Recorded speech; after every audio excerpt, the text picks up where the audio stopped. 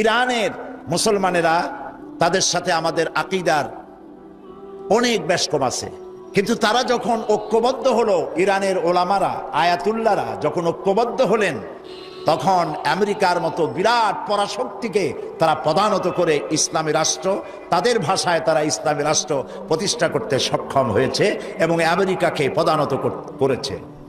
এখানে আয়াতুল্লাহ খমিনীর একটি কথা আমার মনে পড়ে, কি সাহস তার! ইমান আকীদা যাই থাকুক, আকীদার প্রশ্নে আমরা আপোষ করব না, কিন্তু এই কথাটা তো বলতেই পারি। যখন আমেরিকা তাকে বলেছিল যে আমার দূতাবাস থেকে যে 56 জনকে গ্রেফতার করা হয়েছে আমেরিকান, এদেরকে ছেড়ে দাও, তা না হলে তোমার খাদ্য রসদ আমেরিকা থেকে যত সাহায্য যায় সব বন্ধ করে দেওয়া হবে। আয়াতুল্লাহ খমেনি জবাব দিয়েছিলেন আমেরিকান প্রেসিডেন্টকে, তুমি কারে খাবারের ভয় দেখাও? যেই জাতির বছরে 1 মাস না খাইয়া থাকা ফরজ, সেই জাতি তোমার খাবারের অপেক্ষা করবে? তোমার মতো কাফেরদের খাবারের কোনো পরোয়া আমরা করি না। মুসলমানেরা যখন ঐক্যবদ্ধ হয়েছিলেন, আল্লাহ তাদেরকে বিজয় দান করেছিলেন সেখানে।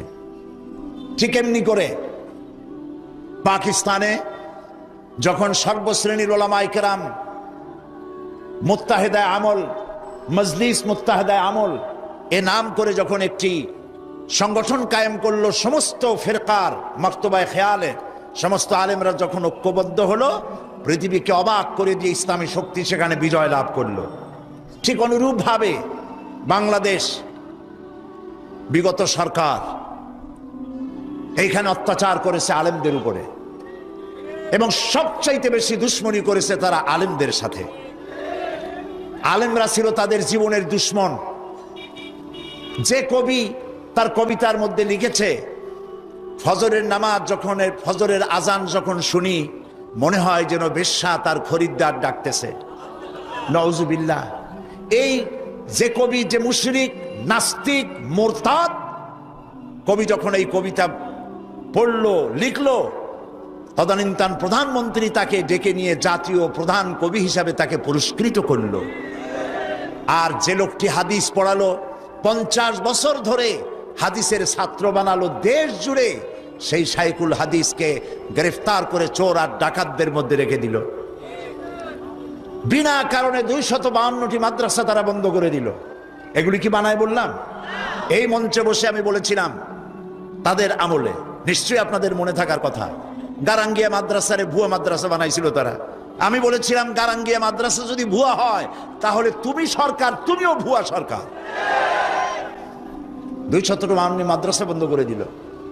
এবং 1 জানুয়ারি তাদের বিদায়ের বছর, 1 জানুয়ারি থেকে নিয়ে 30 জুন পর্যন্ত পাবলিক সিকিউরিটি অ্যাক্ট, জননিরাপত্তা আইনে মাদ্রাসার ছাত্র এবং শিক্ষক আর আলেম ওলামাদের 26,000 আলেমদেরকে গ্রেফতার করে কারারুদ্ধ করে তাদের উপরে নির্যাতন করেছিল। আলেম হলো তাদের দুশ্মন, আলেমদের নাম সহ্য করতে পারে না। আর নাস্তিক, মুরতাদ যারা, বুদ্ধিজীবী নামের মুরতাদ যারা, এরা তাদের কলিজার টুকরা মাথার উপর উঠায় রাখে। আর আলেম সহ্য হয় না, মাদ্রাসা সহ্য হয় না। সমস্ত কওমি মাদ্রাসাগুলি হরকতুল জিহাদ বানাবার, বোমা বানাবার আড্ডাখানা বলে তারা বলেছিল, প্রচার করেছিল। বাইতুল মোকাররমের মসজিদের ভিতরে ঢুকে মুসল্লিদেরকে পিটাইয়া মসজিদে মুসল্লিদের রক্ত দিয়ে লাল করে দিয়েছিল মসজিদকে। এগুলি বানানো কথা? এই সব অত্যাচারে অত্যাচারিত হলো দেশের জনতা, বিশেষ করে আলেম ওলামা। আমাদের মাথায় যে টুপি, এই টুপিটা কার? ফুরফুরা পীর সাহেবের টুপি? শর্ষিনার টুপি? জামাত ইসলামের টুপি? কার টুপি? নবী করিম সাল্লাল্লাহু আলাইহি সাল্লামের দেওয়া উপহার, মুসলমান পুরুষদের জন্য টুপি। সেই টুপিকে কুত্তার মাথায় পরিয়ে পোস্টার ছেপে শহরে বন্দরে সর্বত্র তারা ছড়িয়েছিল। সেই যন্ত্রণা সহ্য করতে না পেরে দেশের সমস্ত ওলামায়ে কেরাম ঝুঁকি নিলেন, জীবনের ঝুঁকি নিলেন। চাকরি চলে যায় যাক, ইমান যেতে দেব না। ঐক্যবদ্ধ হয়ে গেল সারা বাংলাদেশের আলেম ওলামা, পীর বুজুর্গ, এবং ঐক্যবদ্ধ হয়ে তারা আন্দোলন শুরু করলো।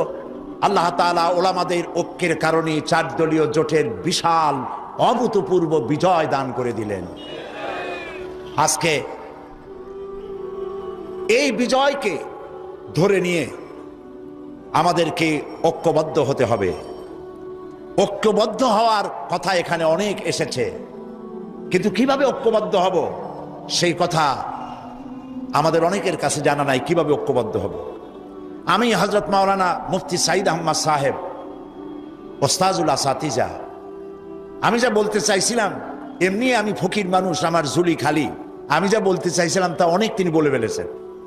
এখন আমি ফকির মানুষ কি বলবো আল্লাহই জানে। তিনি যে কথাগুলি বলেছেন অত্যন্ত গুরুত্বপূর্ণ কথা বলেছেন। এদেশে ওলামাদের ঐক্য নাই, এ কথা ঠিক নয়। ওলামাদের ঐক্য বহুলাংশে প্রতিষ্ঠিত হয়েই গেছে আলহামদুলিল্লাহ। এখন আগের মতো অত ফতোয়াবাজি নাই, এখন ঐক্যের প্ল্যাটফর্ম গড়ে উঠতেছে আলহামদুলিল্লাহ বলি। মার এসেছে পৃথিবী জুড়ে, মারের চোটে ঐক্যবদ্ধ হওয়াই লাগবে।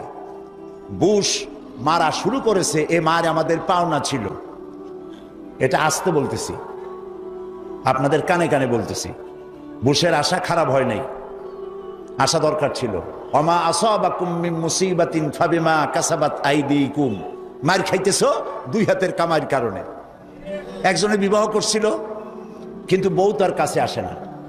1 মাস 2 মাস 3 মাস চলে যায়, বেচারা খুব অসহায় হয়ে পড়লো।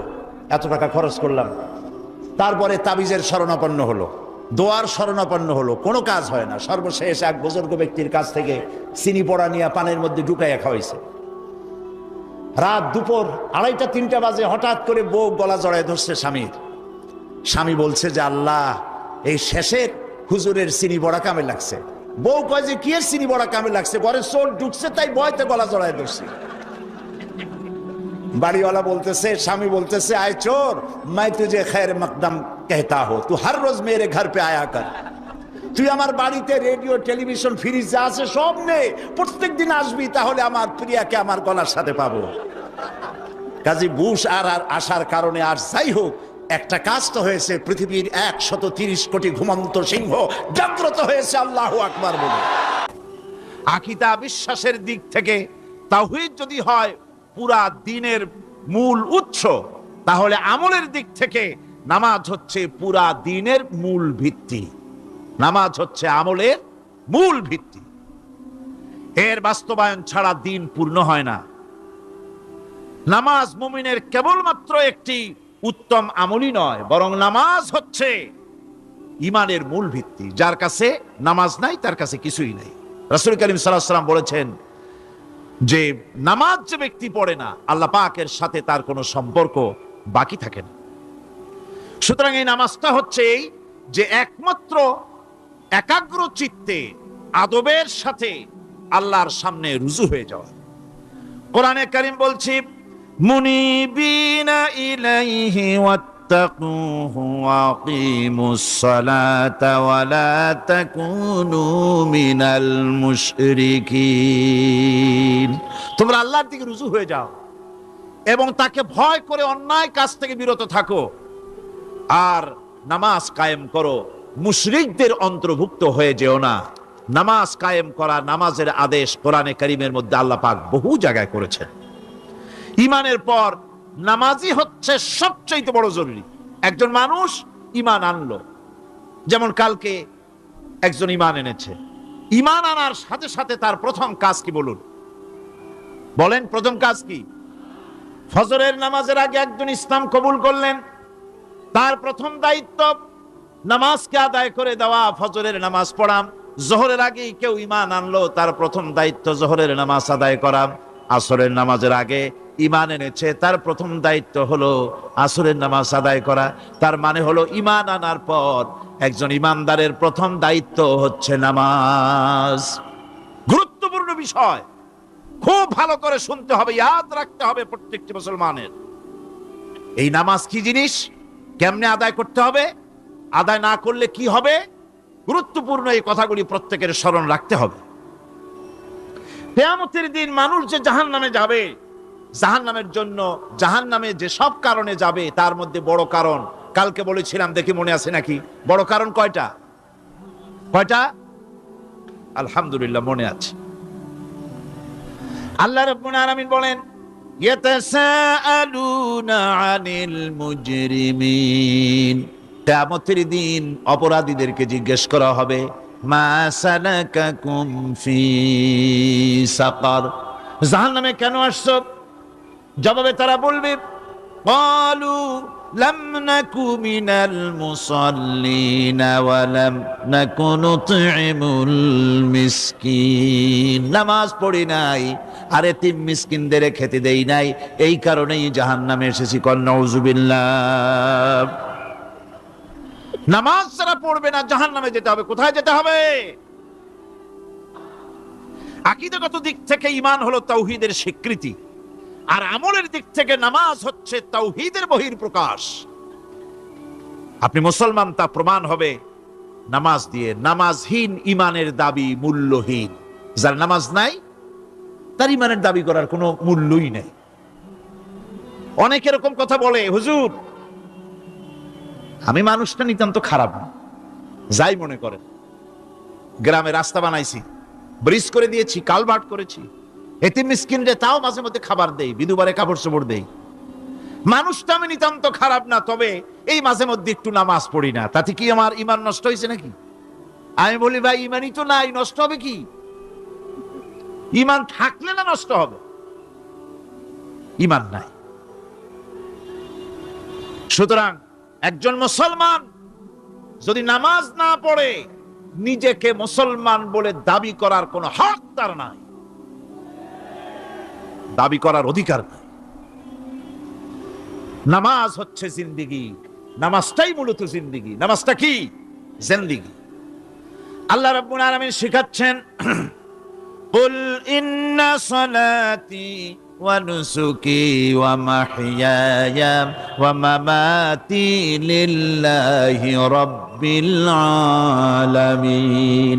মুহাব্বতের সাথে সবাই পড়েন, কুল ইন্না সালাতি ওয়া নুসুকি ওয়া মাহইয়ায়া ওয়া মামাতি লিল্লাহি রাব্বিল আলামিন।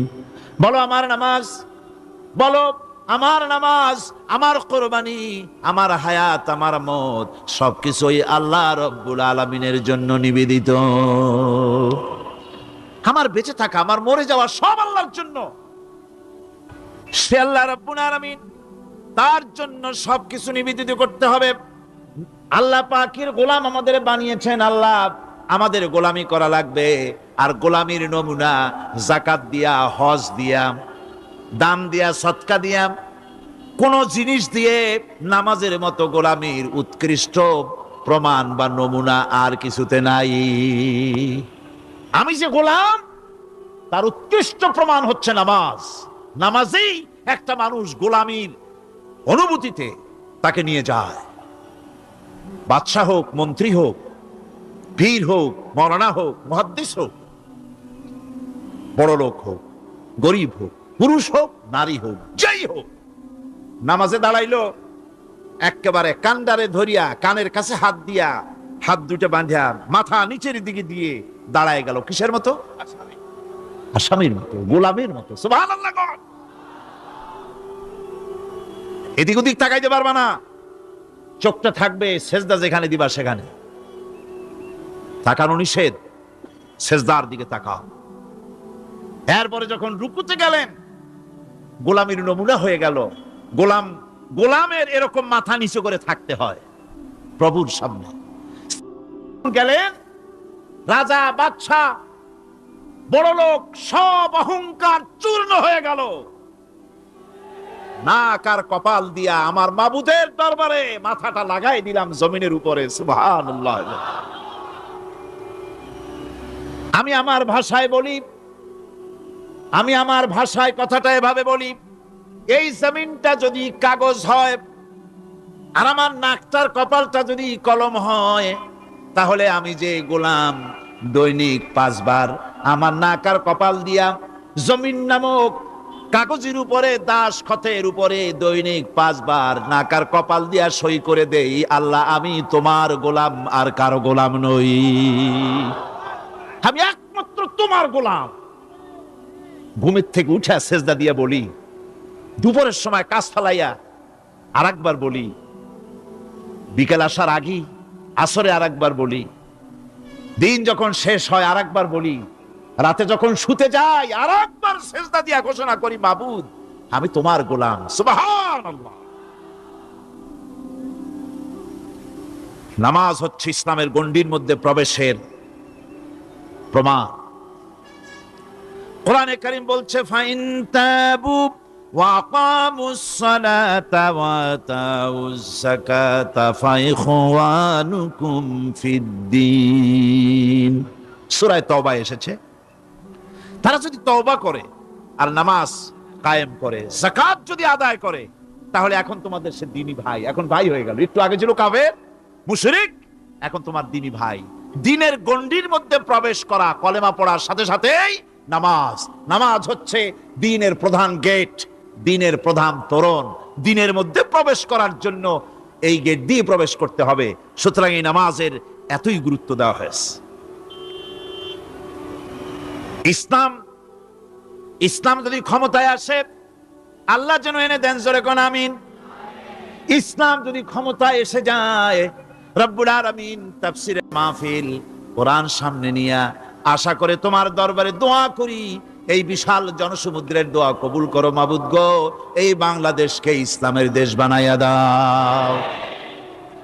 দেশটা যদি ইসলামের হয়ে যায়, আইন যদি আল্লাহর হয়, শাসন যদি সৎ লোকেরা করে, রব্বুল আলামিন কোরআন শরীফে বলেন, তাহলে তারা 4টা কাজ করবে। আল্লাযীনা ইম্মাক্কান্নাহুম ফিল আরদ আকামুস সালাতা ওয়া আতাউজ যাকাত ওয়া আমারু বিল মা'রুফি ওয়া নাহাউ আনিল মুনকার।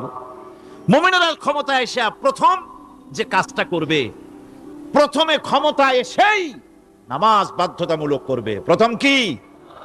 ওয়াজ নসিহতে অনুরোধ করা হবে না, বাবাজিরা আল্লাহর রাস্তায় নামাজটা পড়ে না। রেডিও এবং টেলিভিশনের মাধ্যমে রাষ্ট্রপ্রধান অর্ডার করে দিবেন, যারা আকেল বালিগ সকলের জন্য নামাজ বাধ্যতামূলক, নামাজ পড়তেই হবে,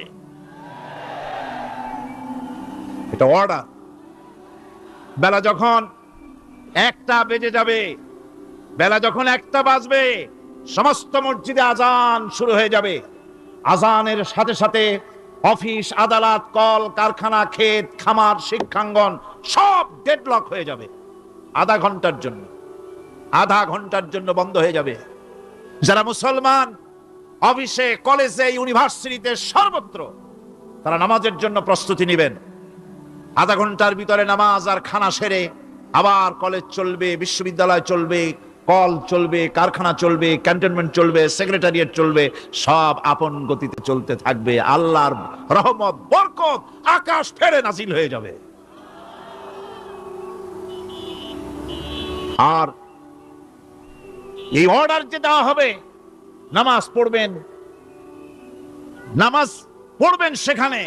থানায় যখন আজান হবে, থানায় আজান হয়ে গেছে, থানার স্টাফ, পুলিশ যারা আছে, জামাতে খাড়া হয়ে যাবে, ইমামতি করবেন ওসি সাহেব। এসপির অফিসে এসপি সাহেব ইমামতি করবেন, ডিসি সাহেব তার অফিসে ইমামতি করবেন, মন্ত্রী সেক্রেটারিয়েটে ইমামতি করবেন, প্রেসিডেন্ট বঙ্গভবনে ইমামতি করবেন, বিশ্ববিদ্যালয়ের ভাইস চ্যান্সেলরের ইমামতিতে সে জায়গার মুসলমান ছাত্র ছাত্রী, শিক্ষক শিক্ষয়িত্রী এক জামাতে নামাজ আদায় করবে। এই যদি হয়, চিত্র দেশের অপরাধ থাকবে। থানায় ওসি সাহেব নিজেই যদি জামাতের ইমামতি করেন, এইভাবে নামাজ আদায় করেন, পুলিশদের নিয়ে জামাতে, ঘুষ আর খাবে তারা? এসপি সাহেবের অফিসে, ডিসি সাহেবের অফিসে মন্ত্রীরা যদি এভাবে নামাজ কায়েম করে, তাহলে কি অন্যায় অপরাধ কিছু থাকবে সমাজে? থাকবে না। সুতরাং নামাজ বাধ্যতামূলক করে দেওয়া হবে। নামাজ বাধ্যতামূলক, সকলকে নামাজ পড়তে হবে। নামাজ হচ্ছে অপকর্মের প্রতিবন্ধক। নামাজ পড়লে অন্যায় কাজ থেকে বাঁচার পথ। অন্যায় থেকে বাঁচাই কিসে? নামাজ। আল্লাহ রাব্বুল আলামিন বলেন, উতলু মা উহিয়া ইলাইকা মিনাল কিতাবি ওয়া কিমিস সালাম ইন্নাস সালাতা তানহা আনিল ফাহশাই ওয়াল মুনকার। হে নবী, এই কিতাব তেলাওয়াত করো, যা তোমার প্রতি অবতীর্ণ করা হয়েছে, এই কিতাব তেলাওয়াত করো আর নামাজকে প্রতিষ্ঠা করো। নিঃসন্দেহে নামাজ মানুষকে পাপাচার থেকে বাঁচায়া দেয়। অশ্লীলতা পাপাচার থেকে মানুষকে বাঁচায় কে? জোরে চিল্লায় এখন কে? এই নামাজ মানুষকে অন্যায় কাজ থেকে বাঁচায় দেয়। নামাজ যে মানুষকে অন্যায় কাজ থেকে বাঁচায়, কেমনে বাঁচায়? আমরা যে নামাজ পড়ি, এই নামাজে তো আমাদেরকে অন্যায় কাজ থেকে বাঁচাইতে পারে না। নামাজি বহুত মানুষ আছে অন্যায় করে, করে কিনা কোন না? করে না? করে। নামাজি অথচ অন্যায় করে। আর আল্লাহ বলছেন নামাজিকে, নামাজ তাকে অশ্লীলতা থেকে ফিরায়। তাহলে কথা কারটা ঠিক? আল্লাহরটা। জোরে বলেন কারটা ঠিক? অবশ্যই আমার আল্লাহর কথা হক। আমি ভুল করতেছি, আমি যেন কোথাও ভুল করতেছি, সামথিং ইজ রং, কোথাও যেন আমরা ভুল করে বসতেছি, সেই ভুলটা কি আমরা আবিষ্কার করতে চেষ্টা করবো ইনশাআল্লাহ। প্রথম যে কথাটা সেটা হচ্ছে এই যে আমরা যা নামাজে পড়ি আমরা তা বুঝি না। কথা ঠিক কিনা? আমি যদি এখন প্রশ্ন করি সামি আল্লাহু লিমান হামিদা অর্থ কি কোন, ফার্স্ট ডিভিশনে কয়েকটা লেটার নিয়ে ফেল করবেন এরকম লোক আছেন না নাই?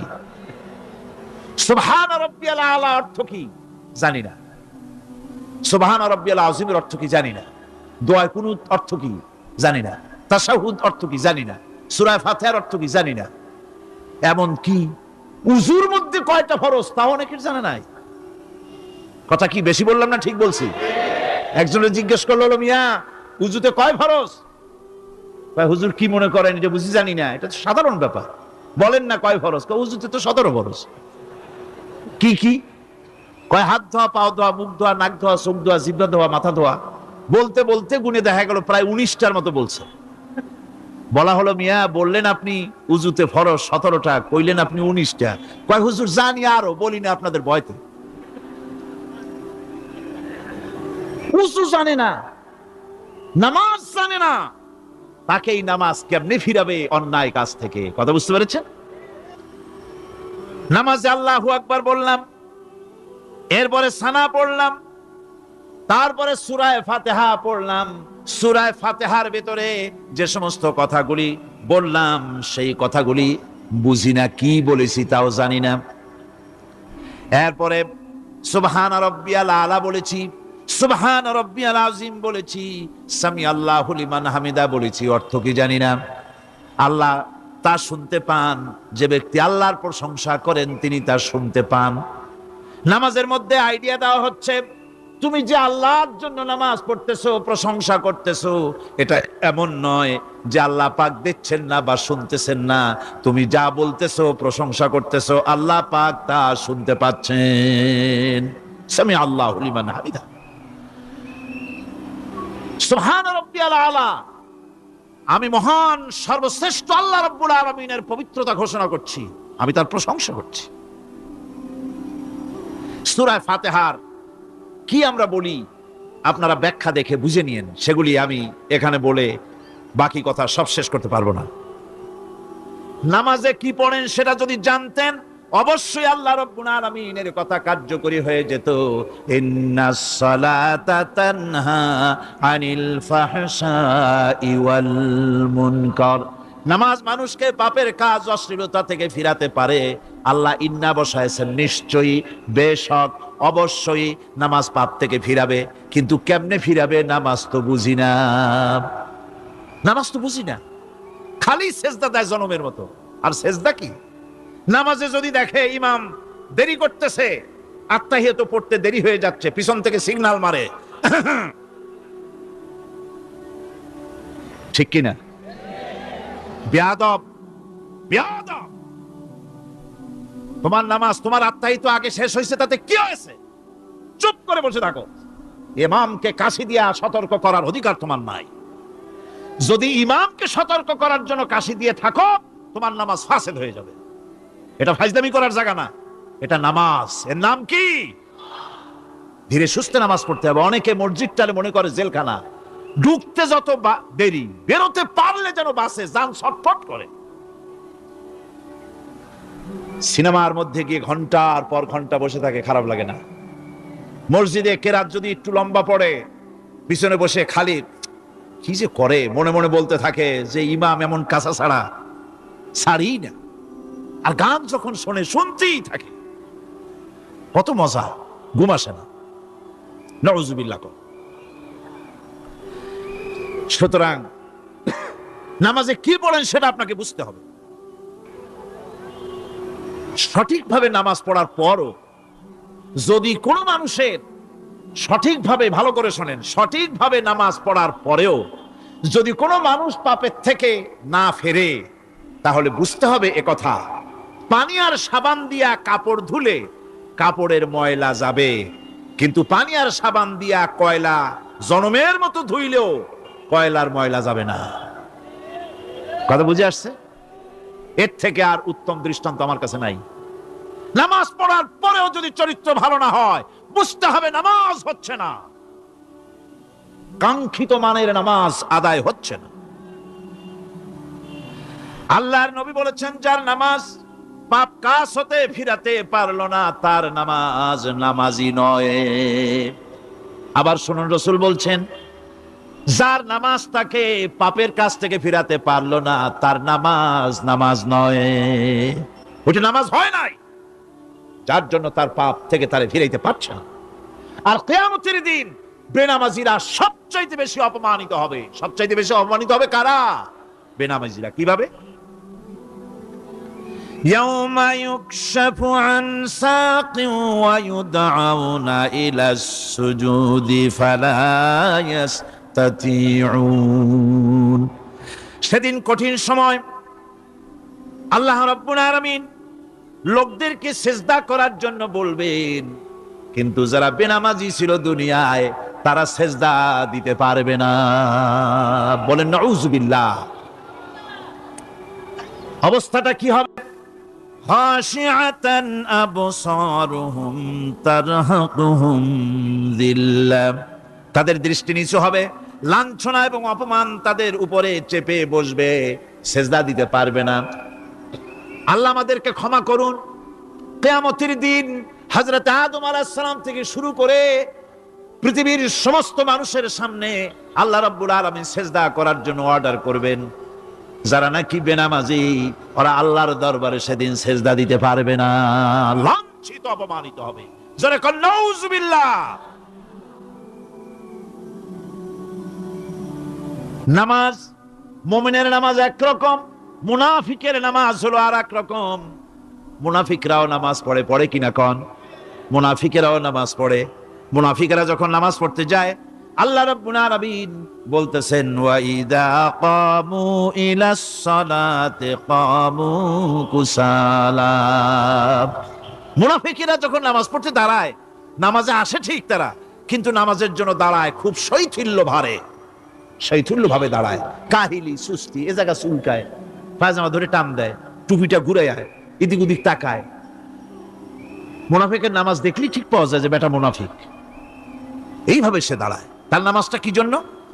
ইউরাউনান নাসা ওয়া লা ইয়াযকুরুনাল্লাহা ইল্লা কালিলা। তাদের নামাজ হচ্ছে মানুষকে দেখাবার নামাজ। নাউযুবিল্লাহ। এখন দেখবেন এই মৌসুম আসছে, নামাজের মৌসুম, বেনামাজিদের নামাজের মৌসুম। জনসভা হচ্ছে, নির্বাচন আসতেছে, নামাজে রক্ত হয়ে গেছে, তাড়াতাড়ি আজান হয়ে গেল, টুপি না থাকলে রুমাল একটা মাথায় দিল, উজু আছে কি না আছে, আল্লাহু আকবার, যা আছে কপালে হয়ে যাক। মানুষকে দেখাবার জন্য এরা নামাজ পড়ে। এরা আল্লাহর শরণার্থে নামাজ খুব কম লোকই করে। এরা হচ্ছে মুনাফিক। দুনিয়া এবং আখিরাতে কল্যাণের জন্য একমাত্র মাধ্যম হচ্ছে নামাজ। দুনিয়াও যদি কল্যাণ চাই, আখিরাতেও যদি কল্যাণ চাই, তাহলে এর জন্য কি করতে হবে? কি করতে হবে? আমার কথা নয়, আল্লাহ রাব্বুল আলামিনের কথা শুনুন। রব্বুল আলামিন বলেন, ক্বাদ আফলাহাল মুমিনুন আল্লাযীনা হুম ফি সালাতিহিম খাশিউন ওয়াল্লাযীনা হুম লিয-যাকাতি ফাইলুন ওয়াল্লাযীনা হুম লিফুরুজিহিম হাফিজুন। নিশ্চিতভাবে সেই সব মুমিন কল্যাণ লাভ করবে, নিশ্চিতভাবে। যারা, তারা হচ্ছে ওই সব লোক যারা নিজেদের নামাজ ভীতি মিশ্রিত বিনয় ভাবে, ভীতি মিশ্রিত অবস্থায় বিনয়ের সাথে যারা নামাজ আদায় করে, যারা বেহুদা কাজ থেকে বিরত থাকে, যারা যাকাতের পন্থায় কর্মতৎপর হয়, আর যারা নিজের লজ্জাস্থানকে হেফাজত করে।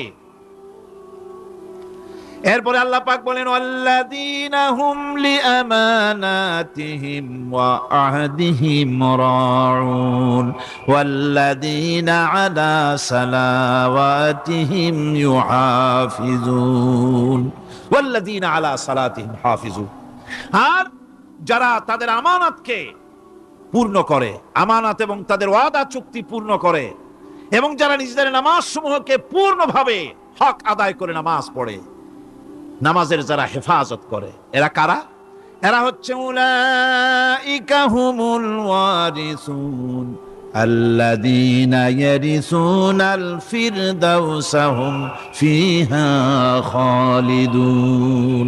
এরা হচ্ছে সেই সব লোক, এরা উত্তরাধিকার হচ্ছে জান্নাতের উত্তরাধিকার, জান্নাতুল ফিরদাউসে আল্লাহ রাব্বুল আলামিন এই গুণ বিশিষ্ট লোকদের জন্য জায়গা করে দিবেন। জোরে কোন সুবহানাল্লাহ।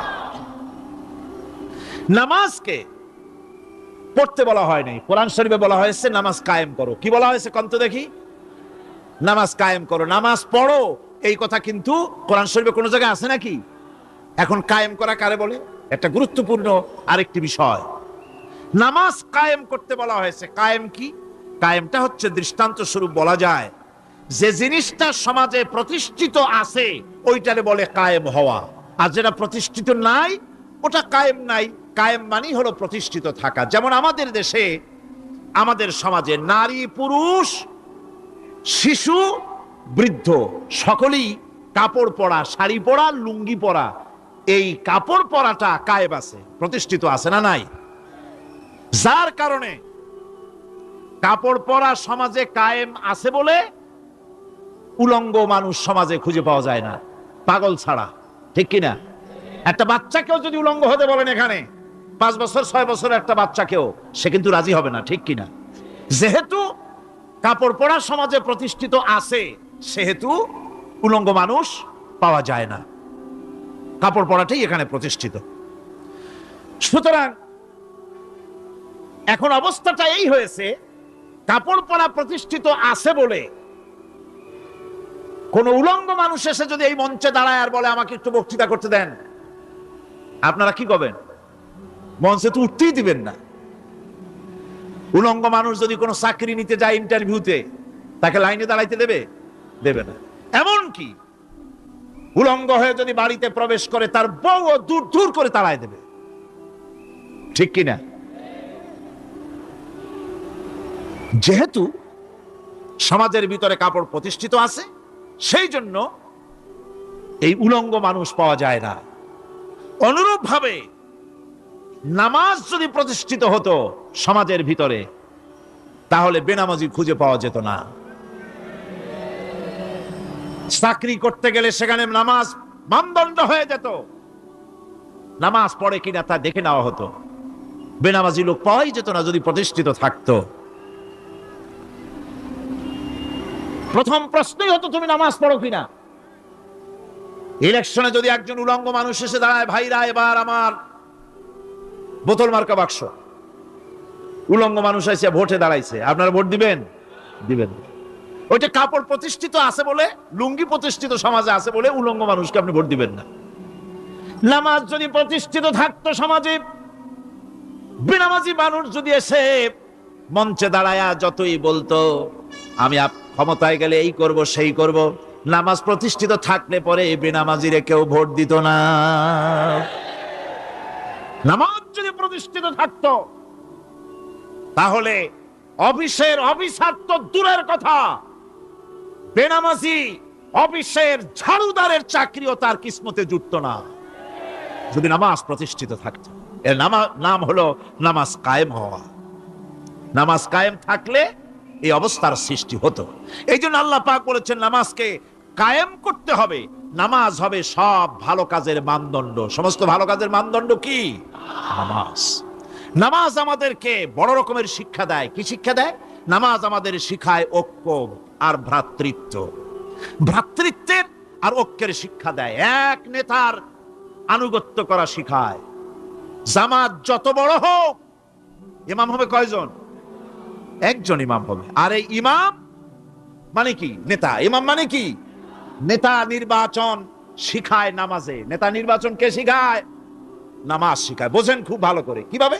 মনে করুন, চট্টগ্রাম শাহী মসজিদে ইমাম প্রয়োজন। এখন সেই ইমাম নেওয়ার জন্য ইন্টারভিউ কল করা হলো, বিজ্ঞাপন দেওয়া হলো পত্রিকায়। অনেক আলেম আসলেন। ইন্টারভিউ বোর্ডে যারা বসলেন, তারা ইন্টারভিউটা কিভাবে নেবেন?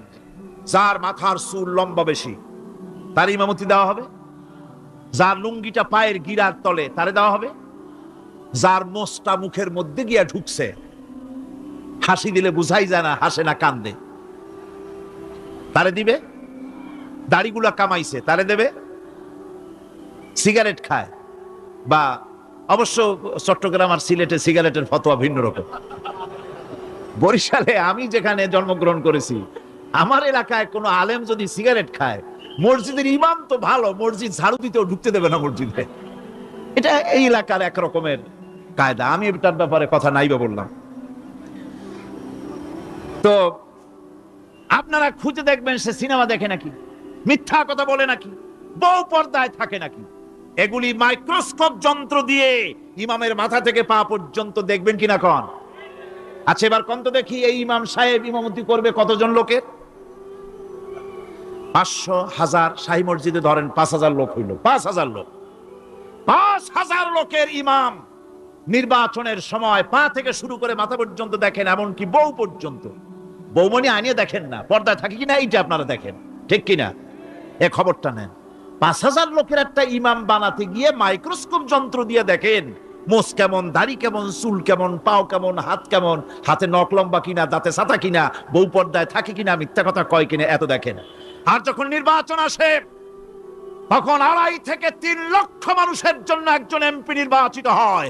সেই ইমামকে বাছাই করার জন্য নামাজ পড়ে কিনা, জিনাকার কিনা, মদখোর কিনা, সুদখোর কিনা, ঘুষখোর কিনা, বদমাশ কিনা বাছাই করা হয় না।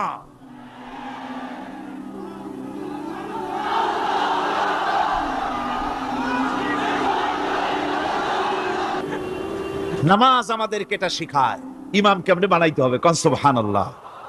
নামাজ ঐক্য শিখায়, নামাজ ভ্রাতৃত্ব শিখায়, নামাজ পারস্পরিক মহব্বত শিখায়, নামাজ নেতা কেমন হওয়া উচিত, নেতা নির্বাচন শিখায়। আবার নেতা ভুল করলে তার ভুল বলা যাবে না, এরকম হতে পারবে না। নামাজের ভিতরে ইমাম যদি ভুল করলে আপনি লোকমা দিবেন, সুবহানাল্লাহ, আল্লাহু আকবার বলবেন। যদি তিনি সংশোধন না হলেন আবার দেন, তাতেও সংশোধন হলো না আবার দেন। 3 বার লোকমা দেওয়ার পর যদি ভুল সংশোধন না করে নামাজ ছেড়ে দেন, ইমামকে বের করে দেন, নতুন ইমাম নিয়োগ করেন। যারা ক্ষমতায় যাবে, আপনি রাষ্ট্রের ইমাম যারে বানাবেন, সেই রাষ্ট্রীয় ইমাম যদি জনগণের ইচ্ছার বিরুদ্ধে যদি চলে, 1 বার লোকমান দেন, 2 বার লোকমান দেন, 3 বার দেন, তারপরেও যদি না নামে, ঘাট ধরে নামে না। নামাজ আপনাকে নেতা নির্বাচন, নেতাকে প্রতিষ্ঠিত রাখা, নেতার আনুগত্য আপনাকে শেখায়। নামাজ লাইন সোজা করে দাঁড়াতে হবে। লাইন যদি বাঁকা করেন, আপনার কলজেটা ওরকম বাঁকা হয়ে যাবে। নাউযুবিল্লাহ। নামাজের কাতারে যার কারণে নামাজের কাতার বাঁকা হবে, পুরা কাতারের জন্য আল্লাহর কাছে ওই লোকটা দায়ী হয়ে যাবে। নামাজ শৃঙ্খলা শিখায়। সুবহানাল্লাহ কইতে ইচ্ছা করে না?